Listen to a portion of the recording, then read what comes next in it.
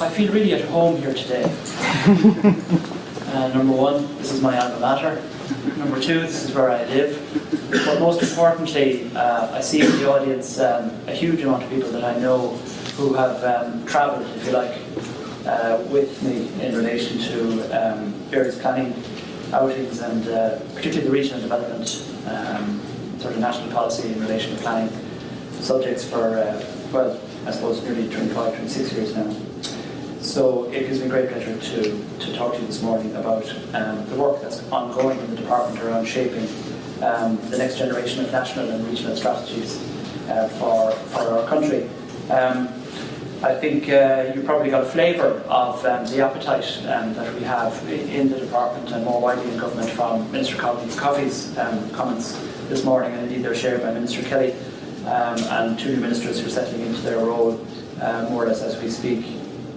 I don't know about you, but I thought the presentations were fantastic this morning in relation to, I suppose, doing particularly Jim and also Michael and Lewis, of course, in setting out the big picture that all of this is set against in relation to the evolution of planning in Ireland, looking at obviously cities and policies in relation to cities across Europe and obviously European trends. So I'm certainly in a poor second place or third or fourth place when it comes to sort of covering the kind of ground that Jim has. But it's very important, you know, and we can be sometimes in Ireland very critical of ourselves, maybe sometimes a little bit too much so, focusing a lot on the problems, but it's important just to recognise, I think as Michael said, in dealing with the issues that we face, just to remember where we have come from and recognise the progress that we have made in relation to evolving and adapting and improving our planning system.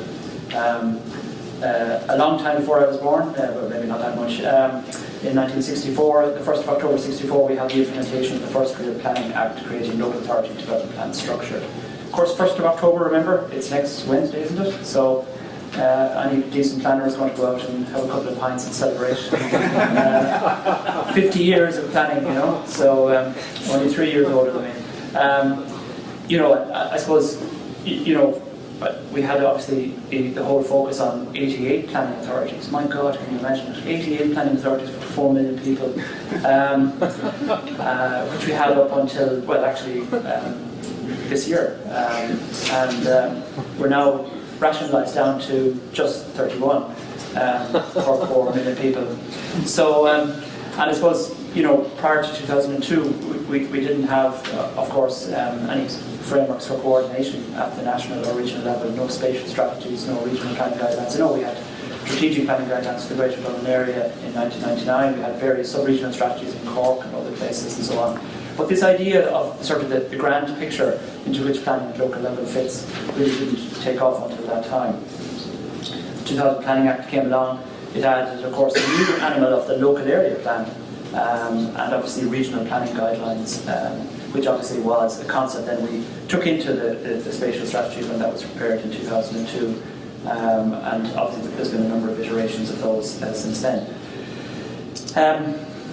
And you know, I've used this image is one that's quite familiar to many of you because you've seen me use it before in relation to the planning system in Ireland, which of course some might say is quite complex. And I always say, well, with good reason, because as an old boss of mine used to say to me, you know, this planning game, it's a bit of a rough one because, you know, having, say, recommended a development consent for something in a particular location, it's got to work out, you know, because you're going to be staring, looking at it for the next, well, for a very long time. You know, what we build today is going to be standing for 100, 200 years.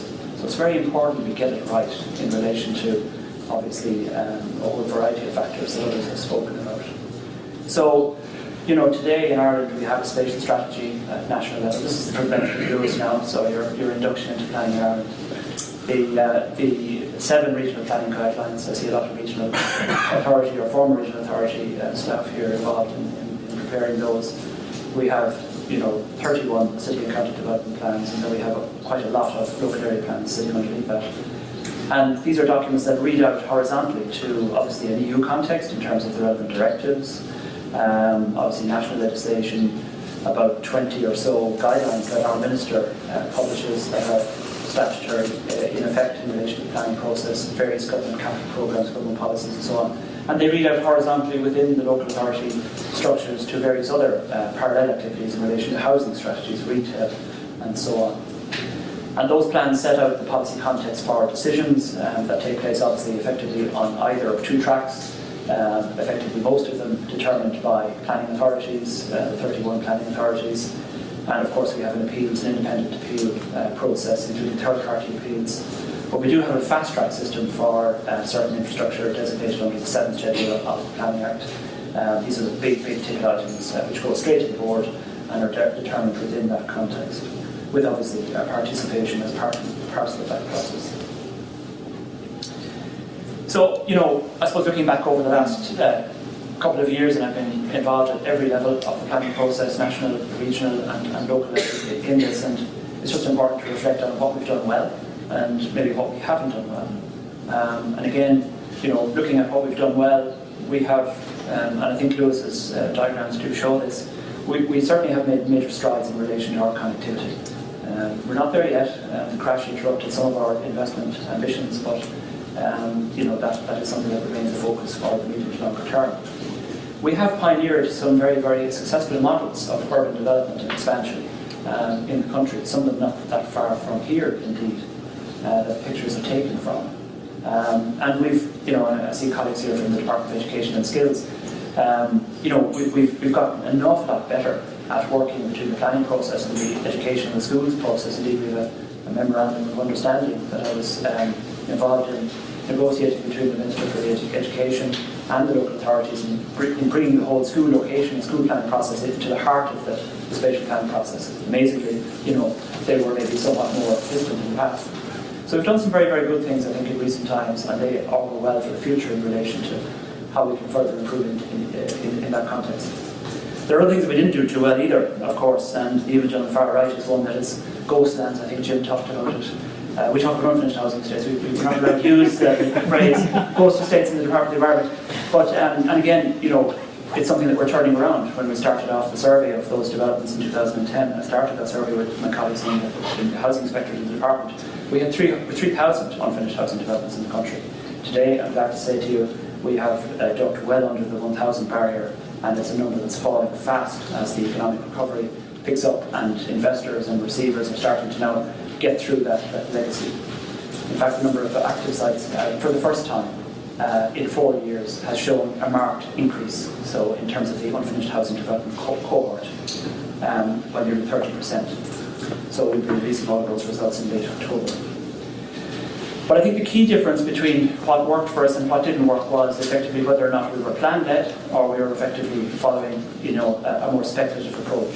And I don't mean to denigrate developers or people who are involved that are involved in putting their hard-earned cash and investment, into the ground. We need investors. We need developers. These are not bad words, bad concepts. It's a question of how it's directed and shaped.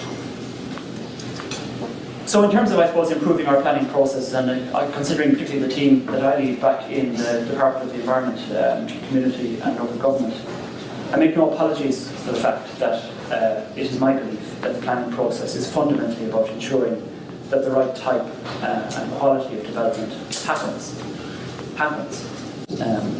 and does happen in the right place and at the right time. It's not a planning act, it's a planning and development act. And in that context, it's very important that we coordinate public and private sector activity and investment, flows of capital, to create the conditions where enterprise, job creation flourishes, both in a national and a regional context. And in that process, anticipating and meeting the needs of all sectors, the community side, the employment, housing, infrastructure, environment, and so on and so forth. With an overall focus in relation to building communities and economies, nationally and regionally, not just building, and through the alignment of national, regional and local priorities. So, learning what we need to learn from the past, and I think Stephen actually gave us a very good run through from a practical point of view, some of the logistics in terms of transforming our approaches to regional planning. So we have a lot going on in the department. It's a crazy place to work. But in a good way. That's good. In a good way. because there's just so much happening. At the national level, we have proposals advancing around a national planning framework. Stephen talked about the regional spatial and economic strategies. At the local level, we have the bulwarks of the planning system traditionally from a policy perspective, the city and county plans, and they continue. But they're now being partnered by a new animal called the Local Economic and Community Plan, the LECP. And from a governance point of view, there are changes afoot as well in relation to the planning regulator and the National Oversight and Audit Commission that the Minister referred to. And I think that last bullet point, I don't know how Noah jumped over to the left there anyway, that last bullet point is a crucial one, because I think whereas most people I think would have a fair degree of confidence in the professionalism and the commitment of people working in the various strands of public service that deal with planning, on all sides, not just professionals, but on the decision-making administrative side as well. Maybe where we fell down in the past, aside from maybe the work of Niall, which came to a crash with its reputation absolutely high in relation to independent and proper dealing with planning appeals. Where maybe we fell down was, I suppose, in the governance around the implementation of plans and making sure that what people said they were going to do was actually what they did. The diagram on the right is just a simple sort of, I suppose, illustration of the hierarchy that is likely to unfold, or hopefully will unfold out over the months and years ahead. National Planning Framework, the RASCS, and then the CDPs and the LECPs, and obviously local area plans and community development and so on at the bedrock level. So just turning quickly to the development of a successor national spatial strategy. I suppose people might be curious, why do ministers talk about a national planning framework and not NSS2? I suppose there is a view at a political level that, I suppose governments and different governments want to do their own thing. They want their own brands. They don't necessarily want to follow, I suppose, what predecessors have set out. So there's maybe an element of that.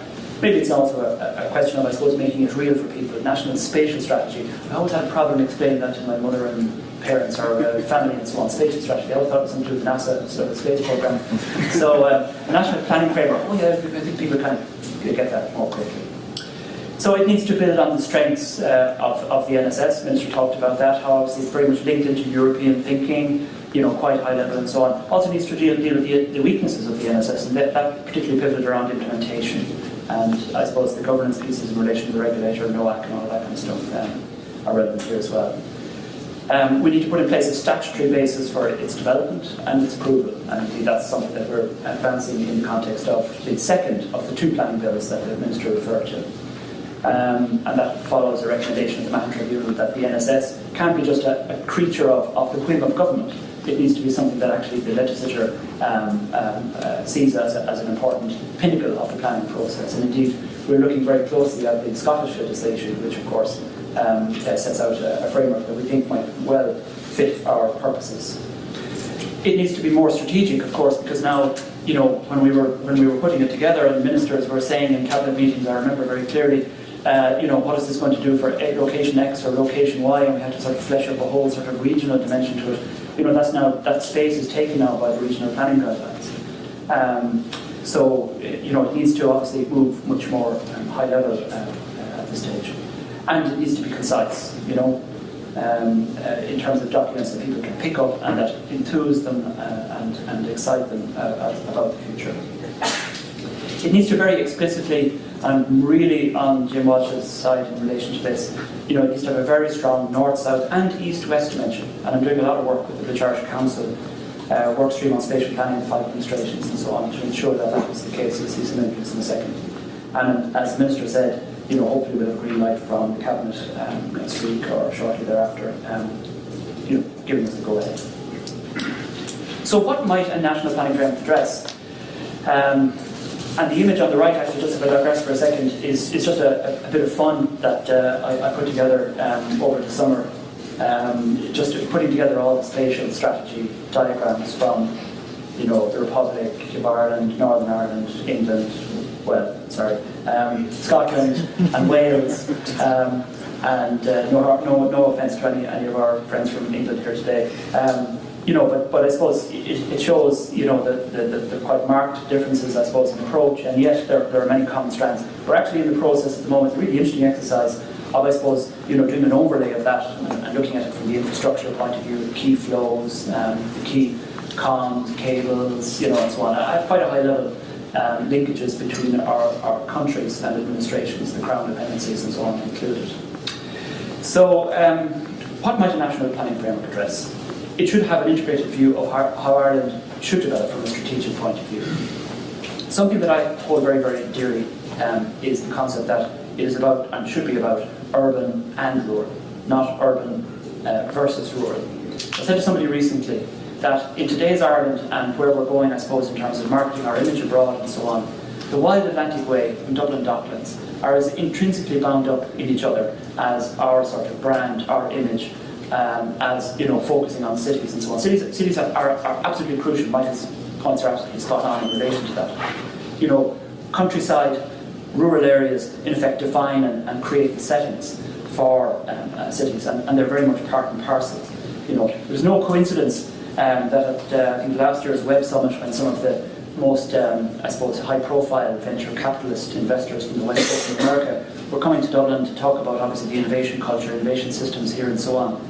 They were also coming to do kite surfing on King Bay in Achill Island, and this was part of, I suppose, the attraction that Ireland presents. So we somehow got to try and get across that sort of sense that there is this partnership between urban and rural, which of course itself is a pillar concept of the European spatial development perspective. We need to get back into that space. Because, the turf issues that Michael talked about, in Ireland we so easily sort of drift into this sort of combative territory of, it's all in cities or it's all in countryside.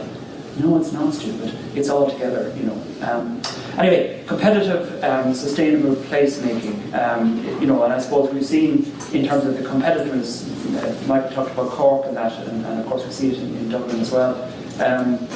The quality of the public realm, of our architecture, of what we do in our buildings and our public places and so on.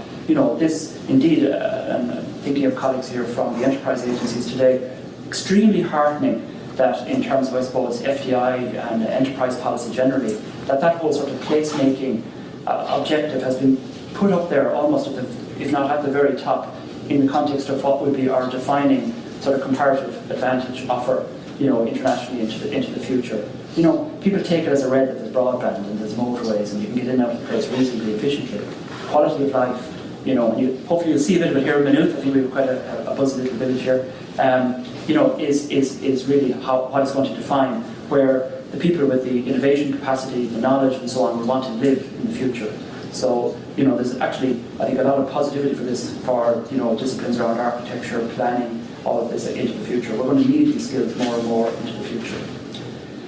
Housing and other key property requirements, having I suppose, a reasonably good dashboard in relation to obviously what we need, where, when, and obviously how that's going. We've major issues in Dublin, of course, at the moment. The housing agency, I see people here from the housing agency here today. They predict, needing about 5,000 and a bit houses in Dublin to be built this year. We'd be lucky to scratch past 3,000 if we were very, very lucky, and that obviously is feeding into prices and so on. So, one of the things that the boom-bust cycle was absolutely bedeviled by, was a lack of reliable metrics in relation to what we need from a property perspective, not only in relation to housing, but also in office space, industrial and so on. And of course, the ESRI, Edgar and his colleagues, have been working with NAMA, the Banking Federation, and ourselves in relation to putting that dashboard in place. In fact, it will be up and running for Q2 in 2015. Connectivity, resilience, low carbon are all important concepts that the next National Planning Framework should address as well.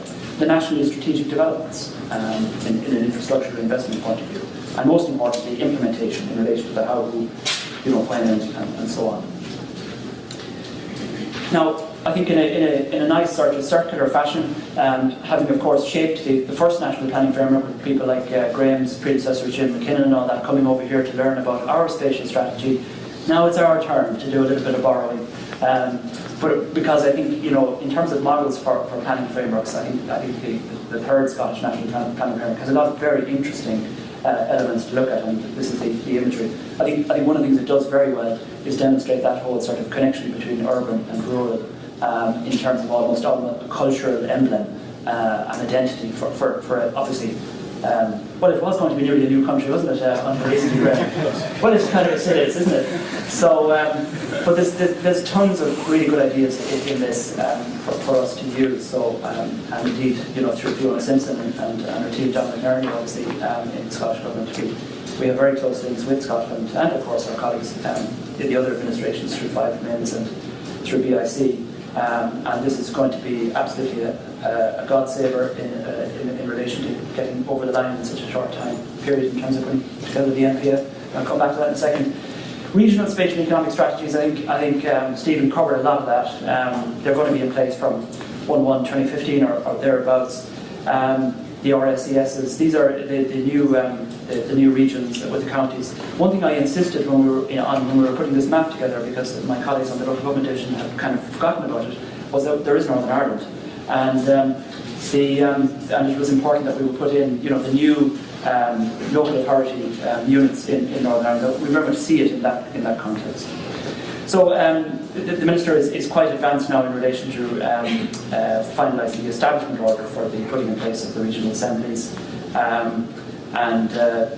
Obviously that's going to kick off very soon. Stephen referred to, the important objective we hold a lot of importance around in relation to putting in place proper teams, proper resource teams of people from a whole variety of disciplines, not just planners, but people who understand obviously the engineering, the infrastructure side, and obviously the economic development perspective. We want a very experienced, very senior economist to be as part of the team, and linking back obviously to things like the Irish Government Economic Evaluation Service, IGES, and obviously the team in ESRI, and obviously what we're putting in place in the department around bringing the economic development and planning more closely together. And the RSES will have a crucial role in linking the national policies, the national planning framework, the medium-term economic strategy, the action programme for jobs, they're the acronyms up there, to local authority statutory development plans and local economic and community plans. And I think as Minister Hogan said before he left office, really, to some extent, this is a kind of a last chance for the regional sort of tier to work. And we are putting a lot of effort into it. I was intrinsically involved in obviously putting together the first NSS, and one of the things that really bedeviled us, Jim remembers this well, was the paucity of data and information that we had back then. I remember trying to do crazy things like, using circulations of newspapers and how many bales of newspapers went to different towns to understand the catchments or the zones of influence of different, because those are the kind of proxies we had to use. We didn't have things like Pow's car and the place of work phase of the census, which we all take for granted now. So no harm just to remember that's what we had to work with back in 2002. And I just want to commend also a lot of the images here are from a superb publication which hasn't actually really hit the public realm yet, but it was prepared by a small team of planners in the regional authorities, which we kind of banded into the title of the Regional Planners Network. And they took on this exercise of profiling the regional planning guideline areas and all the various different urban settlements within it in relation to a whole raft of indicators: physical, social, economic, environmental, etc., the regional indicators report. And this is a huge source of information going into an NPF. This is the work of NERSA and Espon, of course, and indeed the Commission, which we do draw on regularly. Edgar and ourselves are advancing a brief for, I suppose, an econometric and a spatial econometric model to sit at the heart of NPF. In fact, we have so much information, I think the key issue would be to rationalise it and make sense of it all in terms of the key decisions. And I suppose, and a journalist was asking me about this last night, will the NPF, settle questions about whether or not wind farms are going to be built in location X or location Y, or we're the conductor. We're not the orchestra. And in this way, I think our next national planning framework can build upon a huge amount of work that's been going on in every government department.